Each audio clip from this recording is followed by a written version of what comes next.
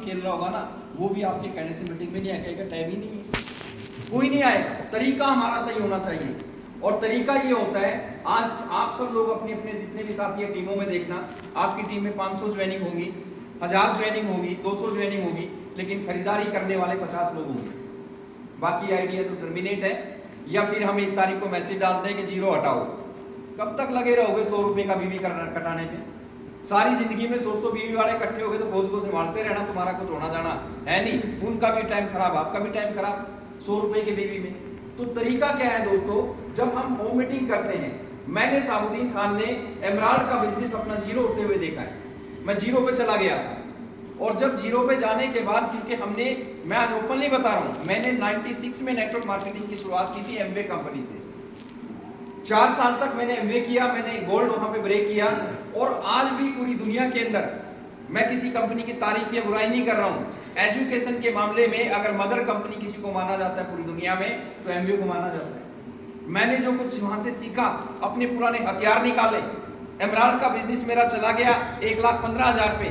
आज भी मेरे घर पे इतनी सारी डायरियां पड़ी हुई हैं, पुरानी डायरी निकाली कि हमने किस तरीके से अपने बिजनेस को बढ़ाया। सर उन डायरियों में लिखा हुआ था, जो हमारे अपलाइनों ने सिखाया था वहां पे, कि होम मीटिंगों को कैसे, होम मीटिंग में जाके डेमो कैसे दिखाना है, होम मीटिंग में जाके किस तरीके से होम मीटिंग करनी है, वो ट्रेनिंग का पार्ट है। मैंने जब उस चीज को करना शुरू किया दोस्तों, आज आपकी टीम में 50 आईडी ओके हैं, 1000-1500 रुपए की खरीदी करी है, 500 आईडी डेड पड़ी हुई है। उसका सबसे बड़ा रीजन क्या है, आपकी जो आदमी आरसीएम कर रहा है, उसकी पूरी फैमिली ये बिजनेस के अंदर इन्वॉल्व ही नहीं है। अब क्या होगा, आज साबुन होगी आरसीएम की, खत्म हो गई तो लक्स की, पिकअप सेंटर थोड़ी दूर है ना, तो कल लक्स और आज आरसीएम। मैं 99% कोशिश करता हूं, जब मैं ओवर इंडिया बाहर जाता हूं तो मैं होटल में रुकता हूं। कई जगह बहुत सारे अच्छे रिलेशन है, दोस्तों जैसे रिलेशन है, घर में रुकते हैं, लेकिन कई बार बहुत सारे, सर प्लीज आज डिनर मेरे घर पे करना है, सर प्लीज लंच करना है, या चाय पीनी है। मैं जाता हूं लोगों के घरों पे, और मैं जानबूझ के, मेरे को बाथरूम जाना हो या ना जाना हो, तो मैं जानबूझ के उसके घर में वॉशरूम में जाता हूं, और बड़ी शर्मिंदगी महसूस होती है। वो बंदा 4 साल से लगा हुआ है बिजनेस में, एक साबुन डिटोल की पड़ी हुई और एक साबुन आरसीएम की पड़ी हुई है, तो कामयाब हो जाएगा वो बंदा? नहीं हो सकता सारी जिंदगी। तो दोस्तों उसके पीछे सबसे बड़ा रीजन ये है कि जब हम किसी की फैमिली में, किसी का पति कर रहा है तो पत्नी नेगेटिव, किसी की पत्नी कर रही है तो पति नेगेटिव, फैमिली में वो माहौल ही नहीं है। अच्छा बच्चे थोड़ा ठीक ठाक स्कूल में पढ़ रहे हैं, पापा क्या मेंबर बनाने के काम शुरू कर दिए, तो बच्चे आजकल के मजाक उड़ाते हैं बिजनेस की, यार ये तो मेंबर बनाने का काम है, एक अलग सी फीलिंग समझते हैं यार ये तो फालतू के लोगों का काम है।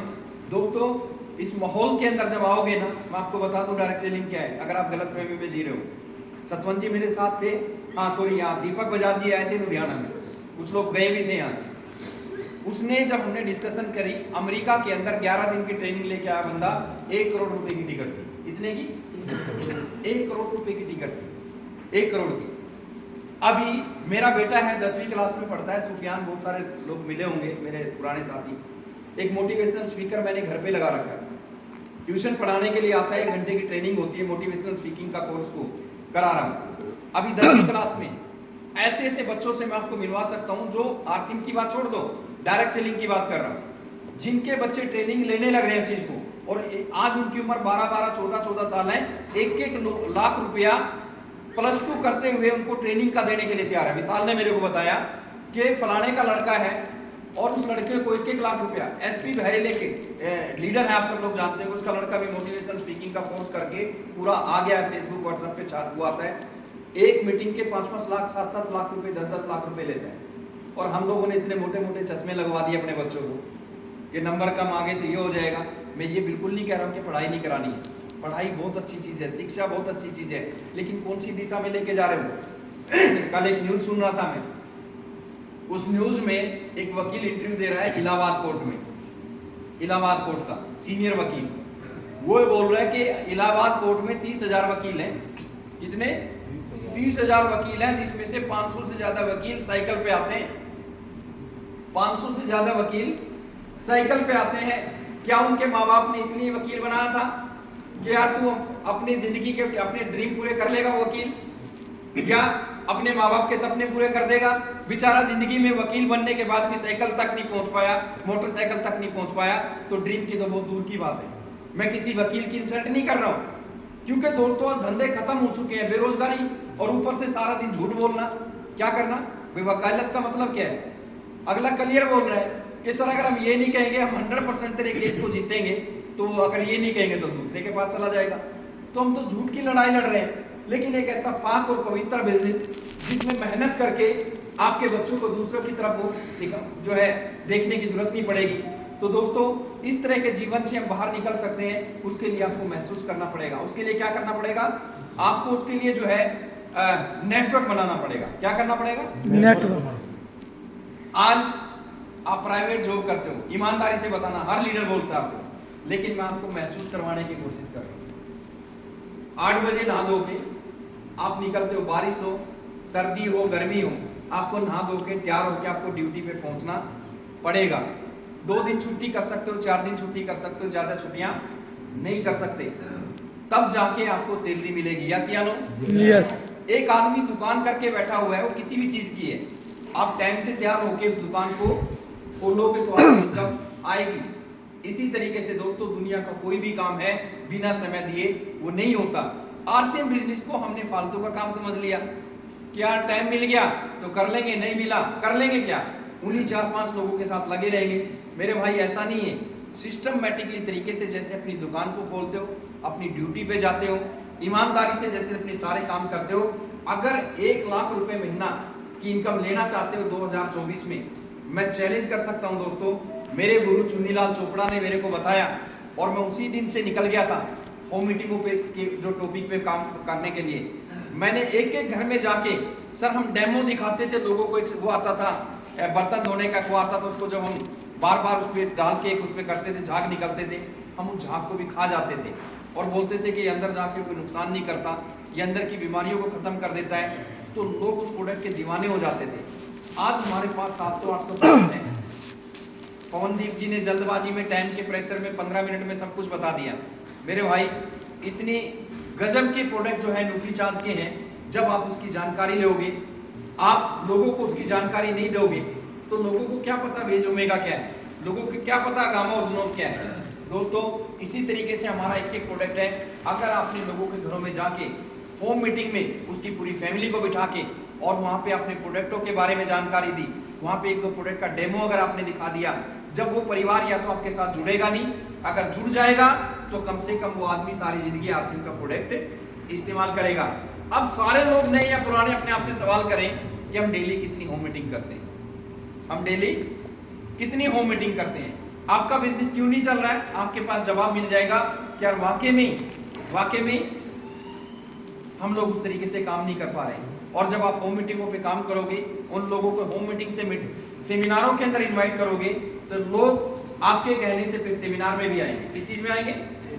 सेमिनार में भी आएंगे। लेकिन हम लोग वही 2-3 लोगों के भरोसे, अक्सर मैं बोलता हूं कि भाई 3 लोगों के पास हम जाते हैं बिजनेस को लेकर, रिश्तेदारों के पास, पड़ोसियों के पास, दोस्तों के पास, और ये तीनों के तीनों लोग जिंदगी में कभी आपको कामयाब होते हुए देख ही नहीं सकते।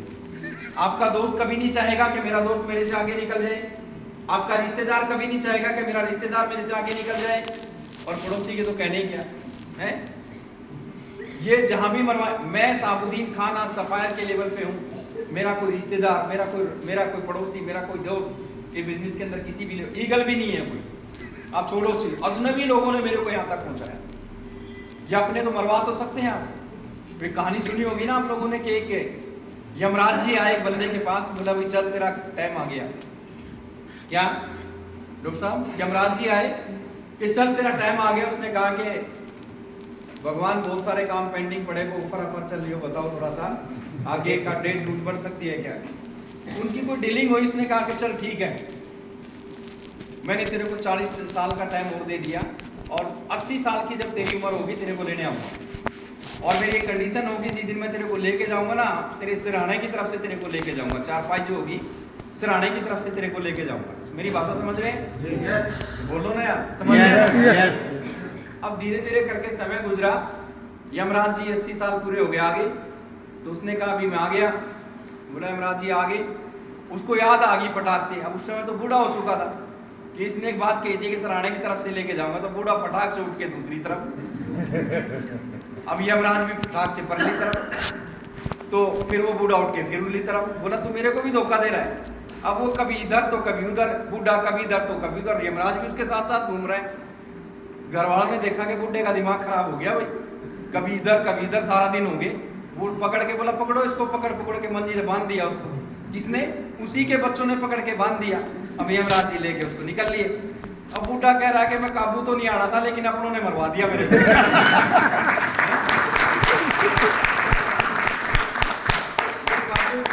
हमेशा एक चीज ध्यान रखना है, दुनिया किससे परेशान है? आप सुख को देख के लोग परेशान है। किसको देख के परेशान है? आपके सुख को देख के लोग परेशान है मेरे भाई। कोई नहीं चाहता कि आप सक्सेस हो जाओ। आपका पड़ोसी इसीलिए आपसे दुखी है कि आप कामयाब क्यों हो रहे।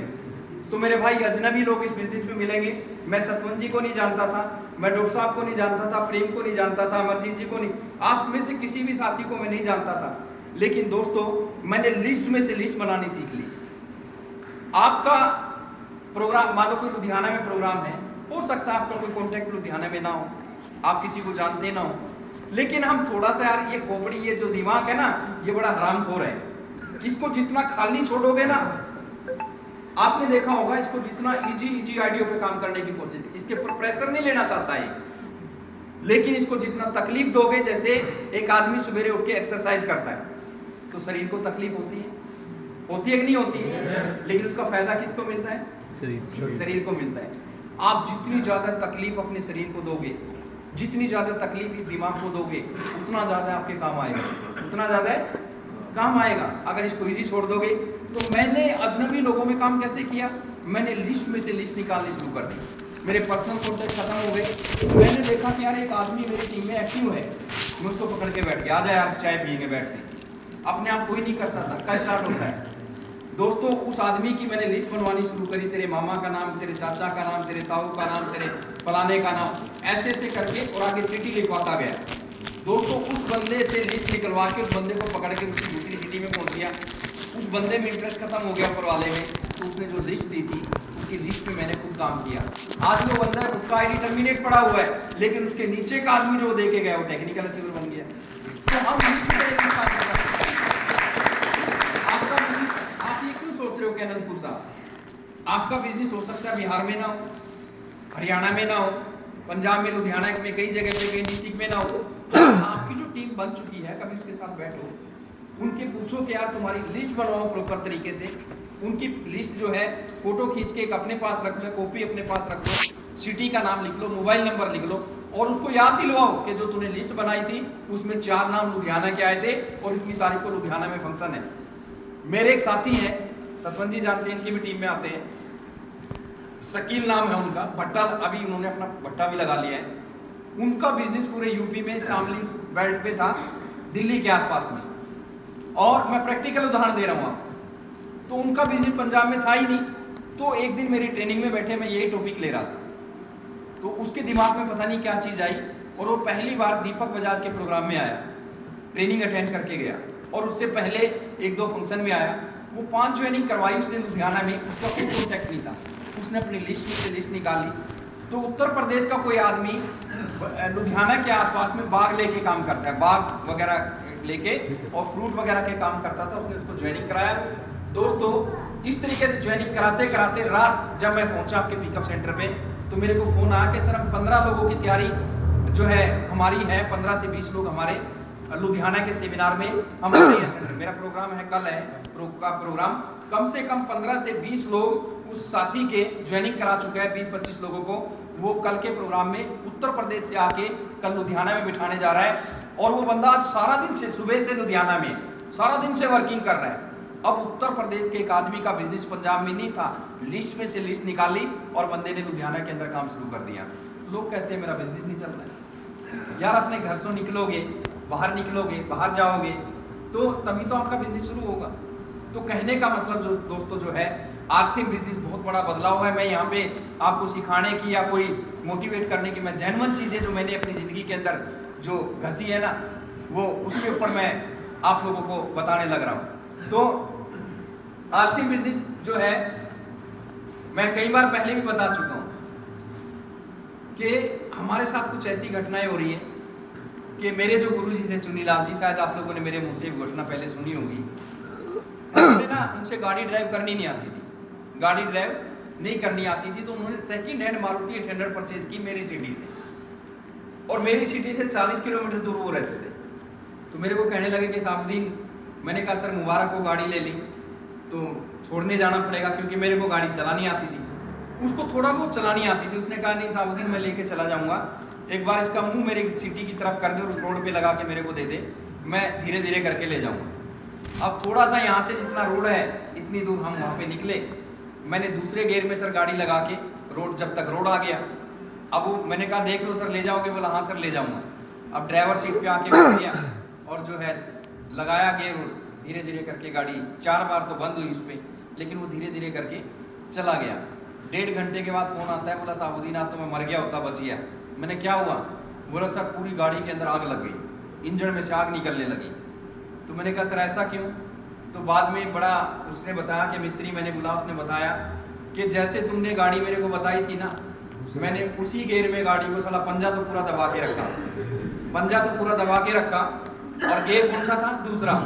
अब दूसरे गेयर में 40 किलोमीटर तक पूरी पंजा दबा के गाड़ी लेके जाओगे तो धुआं ही निकलेगा। क्या निकलेगा? धुआं निकलेगा। हम लोगों के भी साथ क्या हो रहा है कि हम लगे हुए हैं बिजनेस में, अब पंजा तो पूरा दबा रखा है, रेस तो पूरी डाल रखी है, लेकिन गेयर बदल नहीं रहे, तो दोस्त क्या होगा? धुआं निकलेगा, आग लगेगी, और जब धुआं और आग लगेगी तो हमारी फैमिली हमारे से नेगेटिव होगी, हमारे घर वाले हमारे से नेगेटिव होंगे, कोई आपका सपोर्ट करने वाला नहीं है। भाई आज के टाइम परिवार भी जब साथ देता है, जब उनका सबसे पहले रोटी इंसान को चाहिए, अपने घर के खर्चे, बच्चों की फीस, दूध का बिल, ये सारी चीजें अगर आप लोग नहीं कर पाओगे तो घर वाले आपका सपोर्ट क्यों करेंगे? उनकी क्या गलती है?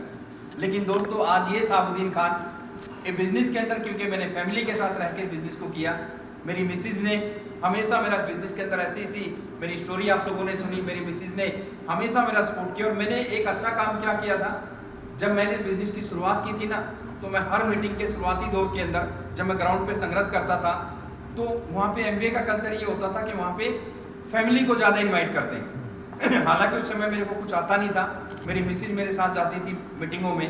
मेरी मिसिज के दिमाग में कूट कूट के एक चीज़ भर गई थी कि इस जीवन से अगर छुटकारा पाना है तो इससे बढ़िया कोई रास्ता नहीं हो सकता। दोस्तों वही वजह थी, कई बार मैं बिजनेस छोड़ने की कगार पे आया, लेकिन मेरी मिसिज ने मेरे को बिजनेस छोड़ने नहीं दिया। तो यहाँ पे मैसेज मैं आप लोगों को देना चाहता हूँ कि बिजनेस को अगर कामयाब होना चाहते हो, आपने चाहे कितनी भी बार मीटिंग अटे, अरे रोज थोड़ी होती है मीटिंग, आप हमेशा जब भी इस तरह के सेमिनार में आए तो अपनी फैमिली के साथ आए, कपल आए। अगर आपका बच्चा 18 से 20 साल का हो चुका है, सर उस बच्चे को मैं गारंटी दे सकता हूँ जो संस्कार इसे 1 घंटे के अंदर मिलेंगे, वो आपके कॉलेजों के स्कूलों के अंदर जो ड्रीम बिल्डिंग, मेरा बेटा बाल भारती स्कूल हमारी सिटी का सबसे बढ़िया स्कूल है। आपका एक बार मैंने न्यूट्री चार्ज का प्रोग्राम भी कराया था उस स्कूल में। उन्होंने स्पेशली मेरे को +2 और मैट्रिक के बच्चों को 1 घंटे की क्लास लेने के लिए मेरे को स्कूल में बुलाया, बच्चों को मोटिवेट करने के लिए, ड्रीम बिल्डिंग करने के लिए 1 घंटे की क्लास ले। उसको देखा देखी करने के बाद हमारी सिटी में 4 स्कूल ऐसे हैं जिसमें हर महीने एक मोटिवेशन स्पीकर को बुलाते हैं और 2 घंटे की क्लास होती है। तो मेरे भाई अब हम अपने बच्चों को क्या सिखा रहे हैं? पढ़ ले सर, डिग्रियां लेके भी बच्चे घूम रहे हैं। मैं हमेशा बोलता हूं कि आपका सबसे बड़ा ड्रीम मैं पूरा करवा देता हूं। आपका सबसे बड़ा ड्रीम, चलो मैं पूरा क्या करवा देता हूं, आपके बच्चे ने पीएचडी कर ली, मजा आ जाएगा, मजा आ जाएगा। तो सोचो थोड़ी देर के लिए आप, क्योंकि पीएचडी एक अच्छी खासी डिग्री है, तो आपके बच्चे ने पीएचडी कर ली, आपका ड्रीम है, मजा आ गया मेरे बच्चे ने पीएचडी कर ली। लेकिन दोस्तों अगर मैं यहाँ पे फोन हैंड फ्री करके तुम्हारा स्पीकर पे लगवा दूं और 2-4 पीएचडी से बात करवा दूं जो ट्यूशन पढ़ाते हैं, फिर क्या करोगे? पीएचडी करे हुए लोग, मेरे जानकार, मेरे साथी पीएचडी पढ़ा जो है करने के बाद भी ट्यूशन पढ़ा रहे हैं। सर बैठे बता रहे कि हमारे यहाँ पे पीएचडी करने के बाद सब्जी बेच रहा है। ये कोई हम मजाक नहीं उड़ा रहे हैं पढ़ाई का। एजुकेशन लेना बहुत जरूरी है, बहुत अच्छी चीज है, लेकिन एजुकेशन के घमंड में रहना, वो डिग्री के घमंड में रहना, ये बहुत बुरी बात है दोस्तों, बहुत बुरी बात है। मैं अरबियन एक कंट्री में गया हुआ था दोस्तों, मैंने अपनी आंखों से देखा है सर, होटल के अंदर वहाँ पे कोई ऑर्डर जो है इंडिया के अंदर तो अभी तक 7 स्टार होटल बना ही नहीं है, 5 स्टार होटल है टोटल। मैं आबू धाबी में था अरबी उसमें, तो मैंने होटल में वहाँ पे हर जगह पे एक टच दिया हुआ है उन्होंने, और उसमें जो भी आप खाना ऑर्डर करोगे बिल्कुल, अब तो वो तो पुरानी बात होगी, अब तो ऐसे ऐसे रोबोट वहाँ पे तैयार कर दिए गए, बिल्कुल आप पहचान ही नहीं सकते कि रोबोट है कि इंसान है कि डुप्लीकेट है। वो खाना लेके आपके पास आएगा, और खाना लेके पास आएगा, इतना नहीं है, दोबारा से फिर आपके पास आके पूछेगा भैया कुछ और चाहिए, कुछ और चाहिए आपको। जिस लैंग्वेज के लोग वहाँ पे बैठे होंगे उसी लैंग्वेज में आपको पूछेगा कि आपको कुछ और चाहिए क्या। सर पेट्रोल पंप पे तेल भरने के लिए मैं आपको वीडियो सेंड कर दूंगा, 3 रोबोट रखे हुए हैं जो आपसे पूछेंगे सर कितने का तेल डालना है, वो उतने का तेल आपकी गाड़ी में डालने लग रहे हैं। अब एक रोबोट 5 लाख रुपए की कीमत है, 15 लाख के 3 रोबोट आ गए। अब सारी जिंदगी के नाम पर उसका पीछा छूट गया पेट्रोल पंप के मालिक का। आज एक पेट्रोल पंप पे अगर 5 आदमी काम कर रहे हैं, एक आदमी की तनख्वाह अगर 10-12 हज़ार 15 हज़ार रुपए है, सोचो दोस्तों पूरे हिंदुस्तान में कितने पेट्रोल पंप होंगे। जिस दिन ये टेक्नोलॉजी, दुनिया की कोई ताकत रोक नहीं सकती इन चीजों को, जिस दिन ये चीजें इंडिया के अंदर अब आना शुरू हो चुकी हैं, सर ये रोबोट इंडिया के अंदर जिस दिन आ गए, सर कितने लाखों करोड़ों लोग बेरोजगार हो जाएंगे, कितने लोग बेरोजगार हो जाएंगे, सोचा आप लोगों ने। ऐसे ऐसे मशीनें जो है, मैं जो है ट्रेनिंग के उसमें दिखाता हूँ कई बार, अगर मौका लगेगा 2 वीडियो है मेरे पास में दिखाऊंगा आपको, आप हैरान हो जाओगे। ये पहले मुंजी काटने के लिए बड़ी बड़ी कंपनियां आती हैं अभी भी, ये वो देखते होंगे आप। अभी मैं करंट में एक रोबोट को देखा वहाँ पे, सर मुंजी काटने के लिए, क्योंकि लोगों को उसकी भूसे की जरूरत पड़ती है, तो एक रोबोट उसको काट रहा है पूरा और उसको बांध रहा है पूरा, जैसे इंसान करता है। ये शकील की टीम के अंदर एक लड़का, सर मैं तो राजमिस्त्री का काम करता हूँ, मेरा कोई बिगाड़ ही नहीं सकता। मैंने अगले दिन एक वीडियो भेजी, उसमें प्लस्तर भी दीवार में मशीन कर रही है, ईंटें भी खुद उठा रही है, सीमेंट भी लगा रही है। अगले दिन ढंग से करने बोला जी 2 प्लान दिखाएं आज, समझ में आ गया। भाई साहब आने वाले टाइम में मशीनें काम करेंगी, क्या करेंगी? आप विकसित कंट्री के अंदर जाके देखो, वहाँ इंसान की जरूरत है ही नहीं, मशीनें काम कर रही है। मशीनों को हैंडल करने के लिए वहाँ पे 1-1 2-2 आदमी चाहिए और किसी की जरूरत ही नहीं है। तो दोस्तों आरसीएम बिजनेस एक बहुत बड़ा बदलाव है, और ये सच्चाई है कि यार हम 1 लाख, हम 10, 20, 50 हज़ार की बात नहीं कर रहे हैं, अब महीने के 5 लाख की बात कर रहे हैं, हम महीने के 10 लाख की बात कर रहे हैं, हम करोड़ों की बातें कर रहे हैं। तो करोड़ों ऐसे तो आएगा नहीं कि 4 लोगों ने मान लिया और तुम्हारी बात मान ली। अगर अनंतपुर साहब का सारे लोग मानने लगे तो अमरजीत जी को तो अब तक एक कोल्ड स्टोर बनाना पड़ता, आलूओं के लिए नहीं, पैसे रखने के लिए। क्यों सर? अगर सारे लोग मानने लग जाए तो। ये सच्चाई है दोस्तों, दुनिया के अंदर इतिहास उठा के देख लो, जब जब बदलाव हुआ है, बड़े काम हुए, तो लोगों को एकदम समझ में नहीं आता। इतना जरूर कहूंगा दोस्तों, ये सच्चाई है, बिजनेस के अंदर माहौल बहुत बड़ा काम करता है। मैंने 1 साल के अंदर, पिछले 1-1.5 साल के अंदर इन्हीं सेमिनारों से बाकी के जिन लोगों ने एजुकेशन पे काम किया, मैं ये नहीं कह रहा हूं कि एजुकेशन जरूरी नहीं है, पहले माहौल जरूरी है। जब एक बच्चा माहौल में आ जाएगा, बाद में पढ़ने के लिए भी तैयार हो जाएगा। कुछ लोग क्या करते हैं, पहले एजुकेशन देते हैं। मैंने पिछले 1 साल में, पिछले 1-1.5 साल के अंदर गवाह है यहाँ पे सतवंत जी, जब मैं 4 साल पहले जब मैं कोर टीम का हिस्सा बना था, तो उस समय पे जो मेरा बिजनेस हुआ करता था, मेरे को डर लगता था कि मेरा मेंटेन होगा कि नहीं होगा, कभी मैं कोर्स से बाहर ना हो जाऊं। दोस्तों मेरे ख्याल से 3-4 साल हो गए होंगे, 4 साल मेरे को, 4 साल में मैंने करीब 1 करोड़ से ज्यादा का बीवी अप किया है, 1 करोड़ से ज्यादा का बीवी, और सिर्फ माहौल बना के। किस चीज से? माहौल से। एक आप भी बिजनेस के अंदर अगर मीटिंग और सेमिनारों से जुड़े रहोगे तो आप इस बिजनेस टिके रहोगे। आप कितने भी अच्छे लीडर हैं, कितनी भी बड़ी तोप है, कितनी बड़ी आपके पास एजुकेशन है, कुछ भी है, अगर आप इस बिजनेस के माहौल से दूर हो गए, आप खुद भी बिजनेस में टिक नहीं पाओगे। आप आजमा के देख लेना दोस्तों। तो माहौल इस बिजनेस के अंदर बहुत बड़ा काम करता है। माहौल के ऊपर काम किया, बदलाव मैंने आप लोगों को बताया कि आरसीएम बिजनेस अक्सर मेरे सेमिनारों का एक टॉपिक रहता है। मैंने अपनी आंखों से देखा है दोस्तों, 200 रुपए गज की जमीन बिकते हुए। अनंतपुर साहब में आपने भी देखी होगी, आपके पोस्ट एरिया जो अनंतपुर साहब का है, 500 रुपए गज जमीन, 200 रुपए गज जमीन, यस या नो? यस। लेकिन उस समय के जो प्लानर थे, जिसको बोलते हैं प्रॉपर्टी डीलर, उसने आके आपको प्लान दिखा के अमरजीत जी एक प्लाट ले लो, 200 गज का है। अमरजीत जी ने कहा कि बता फ्रंट की गली कितनी है, सेकंड की कितनी है, और अच्छी गली इसको नजर आई तो अमरजीत जी ने 200 गज का प्लाट लेके डाल दिया। कब? 15 साल पहले, 20 साल पहले। लेकिन कुछ लोग अरे चल आगे, क्योंकि उस जमाने के अंदर वैल्यू जीरो थी प्रॉपर्टी की। दोस्तों एक गरीब आदमी, आज एक गरीब आदमी 50 गज का प्लॉट खरीद के अपना घर नहीं बना सकता, इतनी महंगाई हो गई है। लेकिन दोस्तों जिस आदमी ने 15 साल पहले 20 साल पहले ढंग का प्लॉट लेके डाल दिया था, करोड़पतियों की लिस्ट में आता है। आता कि नहीं आता? Yes. आप लोगों ने वो स्टोरी मेरी सुनी होगी, मैं ज्यादा लंबी ना करके आपको 1-2 वीडियो दिखाऊंगा बाद में। आपने वो स्टोरी सच्चाई मेरी सुनी होगी, ये कोई स्टोरी नहीं है, एक सच्चाई है जो मैं अक्सर बताता हूँ कि हमारे गांव में मेरे दादाजी मिस्त्री का काम करते थे। उनसे मिस्त्री जो खेतों में औजार बनते हैं ना, 80-90 साल पहले लोग पैदल के रास्ते हुआ करते थे।